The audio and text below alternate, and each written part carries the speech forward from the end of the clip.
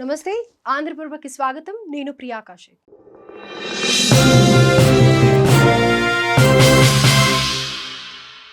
Operation Sindoor 2.0 Bharat గుప్పట్లో Pak ప్రాణాలు. Operation Sindoor చేపట్టి పాకిస్తాన్ చావు దెబ్బ కొట్టింది భారత్. పాక్ ఆ షాక్ నుంచి ఇంకా బయటకు రాకముందే ఆపరేషన్ సింధూర్ 2.0 చేపట్టనున్నట్లు తెలుస్తోంది. అది కూడా జూలై 23న స్టార్ట్ కాబోతుందని సమాచారం. దీనికి బలాన్ని చేకూర్చే విధంగా కొన్ని సూచనలు కనిపిస్తుండటం గమనార్హం. మరి ఆపరేషన్ సింధూర్ 2.0 ఏంటి, భారత్ ఎందుకు కీలక ఆపరేషన్ చేపట్టుతోందనే దానిపై ఆంధ్రప్రభ స్పెషల్ స్టోరీ.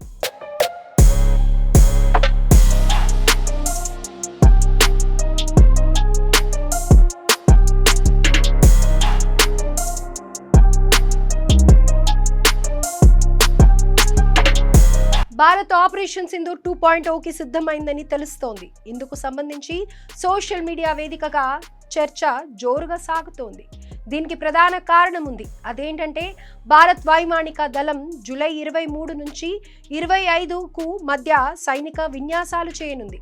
రాజస్థాన్లోని బర్మార్ నుండి పాక్కు సమీపంలో ఉన్న జోధ్పూర్ వరకు ఉన్న ప్రాంతాలన్నింటినీ కవర్ చేస్తూ ఈ విన్యాసాలను నిర్వహించనుంది.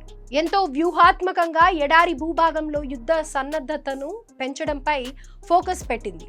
భారత్ పాక్ మధ్య ఇటీవల ఉద్రిక్తతలు నెలకొన్న సంగతి తెలిసిందే. ఆ టైంలో బార్మర్ నుండి జోధ్పూర్ వరకు ఉన్న ప్రాంతాల నుంచే పాకిస్తాన్ ఎక్కువగా డ్రోన్లు, క్షిపణులను భారత్ పైకి ప్రయోగించింది. అయితే ఇండియన్ ఎయిర్ ఫోర్స్ సమర్థవంతంగా ఎదుర్కొని నాశనం చేసింది. కానీ మరోసారి పాక్ ఇలాంటి చర్యలకు పాల్పడితే అన్న విషయాన్ని దృష్టిలో ఉంచుకున్న భారత్ ఇప్పుడు ఆ ప్రాంతంలోని సైనిక విన్యాసాలు చేసేందుకు రెడీ అయింది. అంతేకాదు నోటం జారీ చేసింది. ఇక భారత్ వైమానిక దళం నిర్వహించే ఈ సైనిక విన్యాసాల్లో రాఫెల్, సుఖోయ్ 30 అలాగే జాగ్వార్ వంటి ఫ్రంట్ లైన్ ఫైటర్ జెట్స్ తో పాటు IAS విమానాలు కూడా ఉంటాయి.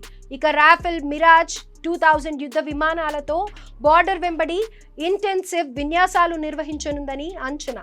ఇవే కాకుండా దేశీయంగా అభివృద్ధి చేసిన తేజస్, ప్రచండ్ మరియు ధ్రువ్ వంటి విమానాలను కూడా ప్రదర్శిస్తాయి.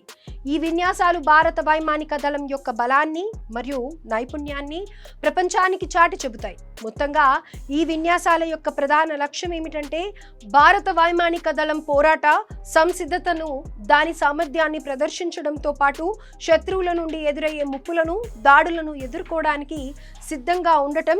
ఇక్కడ ఇంకో విషయం ఏంటంటే ఈ సైనిక విన్యాసాల్లో రాత్రిపూట సంక్లిష్టమైన కార్యకలాపాలు కూడా ఉండనున్నాయి.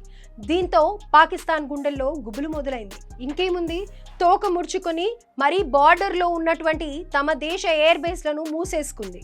ఇక నోటం అంటే నిర్దిష్టమైన గగనతలంలో పౌర విమాన రాకపోకలను తొలగించాల్సిన అవసరం ఏర్పడినప్పుడు నోటం జారీ చేస్తారు.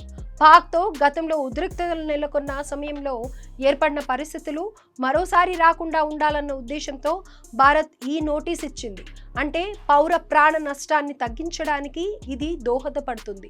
ఇకపోతే ఒకసారి నోటం జారీ చేయబడిన తర్వాత నియమించబడిన గగనతలంలో ఎలాంటి పౌర విమాన ప్రయాణించడానికి అనుమతి ఉండదు. దీని వలన వైమానిక దళ జెట్స్, మిజైల్స్ అలాగే డ్రోన్స్ స్వేచ్ఛగా పనిచేయడానికి వీలు ఉంటుంది. ఉగ్రమూకలపై ఆపరేషన్ సింధూర్ పేరిట భారత్ తన విశ్వరూపాన్ని చూపించింది. ఇక తాజాగా వైమానిక దళ సైనిక విన్యాసాలతో మన దేశ సమర్థతను చాటి చెప్పేందుకు రెడీ అయింది. దీన్ని బట్టి చూస్తే పాక్ పై భారత్ మరోసారి సింధూర్ 2.0 పేరుతో విరుచుకుపడనుందా అనిపించేలా ఉన్నాయి అక్కడ పరిస్థితులు. దీంతో పాక్ పలాయనం చింతగిస్తుంది, బార్డర్ ప్రాంతాలను ఖాళీ చేస్తుంది. ఇందులో భాగంగానే వైమానిక స్థావరాలను సైతం మూసేసుకుంది. భారత్ సైనిక విన్యాసాల పేరుతో విరుచుకుపడుతుందేమోనన్న భయంతో గజగజలాడుతోంది.